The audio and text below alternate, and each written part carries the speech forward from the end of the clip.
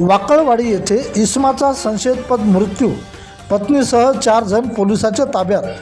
मालेगाव तालुक्यातील मेडशी अंतर्गत येत असलेल्या वाकळवाडी येथे अमानी येथील रहिवासी सुरेश झळके यांचा वाकळवाडी शेत शिवारात संशयास्पद मृत्यू झाल्याची घटना उघडकीस आली आहे। सुरेश झळके हे पत्नीसोबत वाकळवाडी सासरवाडीत आले होते। मिळालेल्या प्राप्त माहितीनुसार ज्ञानदेव चोंडकर यांचे शेतात लिंबाच्या झाडाखाली त्यांच्यावर घातपात झाल्याचा संशय व्यक्त केला जात असून या घटनेत त्यांचा मृत्यू झाला।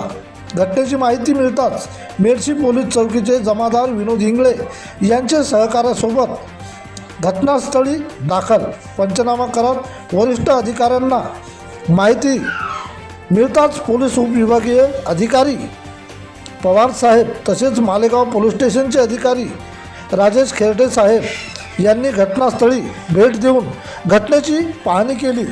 या प्रकरणात पोलिसांनी मृतांच्या पत्नीसह आणखी 3 व्यक्तींना चौकशीसाठी ताब्यात घेतले असून पुढील तपास ठाणेदार राजेश खेरडे यांच्या मार्गदर्शनात प्रकरण तपासात घेतले आहे।